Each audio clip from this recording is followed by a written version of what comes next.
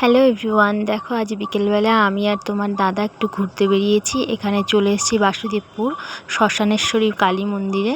তো এখানে আমরা যাচ্ছিলাম সামনেটা দিয়ে, তাই এখানে মন্দিরটা একটু সামান্য ঢুকে সামনাসামনি একটু কিছু ঘুরে ঠাকুর নমস্কার করে আমরা চলে গেলাম গঙ্গার ধারে। মেন আমরা এসেছিলাম গঙ্গার ধারেই, তো যেতে যেতে এই মন্দিরটা পড়লো, তো খানিকটা একটু ঘুরিয়ে তোমাদের সঙ্গে দেখালাম। আর আজকের বিকালটা ছিল খুব সুন্দর, খুব সুন্দর এই গরমে।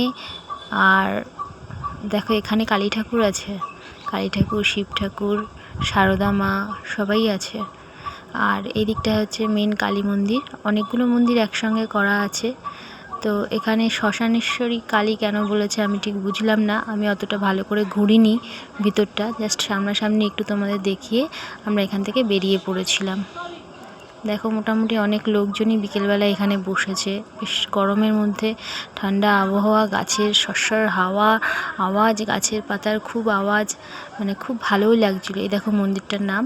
আর ওখান থেকে বেরিয়ে আমরা চলে এলাম এখানে রাধাকৃষ্ণর মন্দিরে, মানে রাধা গোবিন্দ। এই মন্দিরটা দেখো খুব সুন্দর, গঙ্গার পাড়ে। আর ভিতরে এখানে অনেক লোক বসে আছে বিকেলবেলা, আমি তো দেখে খুব ভালো লাগছে যে চারিদিকে এত লোক। আর মন্দিরটা তো অসাধারণ মন্দির, বসে থাকলে মন খারাপ হবেই না।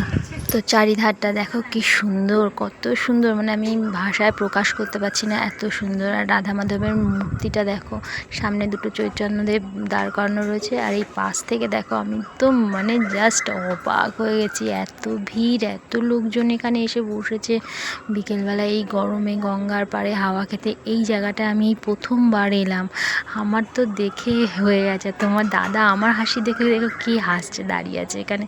আর নৌকাগুলো ঘাটে দাঁড় করানো, আমি তো মানে আমার তো বাস মে যায়, তো আমি নৌকার উপরে চেপে বসি। কি সুন্দর দেখো, মানে এত হাওয়ার আওয়াজ তোমরা মানে অন্য কথা শুনতেই পারবে না। আর দেখো কত লোক, কত সব এ দেখে না, মানে বয়ফ্রেন্ড গার্লফ্রেন্ডরাও আসে ঘুরতে। দেখো দুজনে বসে সেলফি তুলছে এখানে। আর এদিকটা দেখো কি সুন্দর, জলের ঢেউ দেখো, অসাধারণ, জাস্ট অসাধারণ, এক কথায় অসাধারণ। সবাই এসে এখানে। আর ওদিকে যে বট গাছটা আছে না, ওখানে বেশ সুন্দর। আমি আর একবার আসবো এখানে, আসলে আমি এখানে দাঁড়িয়ে মানে গঙ্গার জলে পা ঝুলিয়ে বসে থাকবো। আমার তো খুব ইচ্ছে হচ্ছিলো, যেহেতু আমি শাড়ি পরে গেছি, আমাকেও নামতে দিল না। আর দেখো এত পরিমাণে হাওয়া চলছে, তোমরা আমাকে দেখলেই বুঝতে পারবে, মানে আমার চুল উড়া, মানে আমার কাপড় উঠছে, শাড়ি উঠছে, আমার চুল উঠছে। আমি তো ভালোভাবে সুস্থভাবে দাঁড়াতেই পারছি না, এত আমার চুলগুলো উঠছে। আর কি দারুণ লাগছে ফিলিংসটা, মানে অসাধারণ ফিলিংসটা। বলো তোমাদের কেমন লাগলো বলো, একটা সুন্দর বিকেল তোমাদের আমি শেয়ার করলাম। তারপরে দেখো ওদিক দিয়ে একটা জাহাজ আসছে, জাহাজ বলবে না কি বলবে এটা আমি জানি না, তো জাহাজই বলবো। মানে গাছের ফাঁকা দিয়ে বেরোচ্ছে, এত সুন্দর লাগছে। দেখো আজকের বিকেলটা খুব সুন্দর কাটলো তোমার দাদার সঙ্গে, একটা রবিবারের বিকেল ছিল এটা।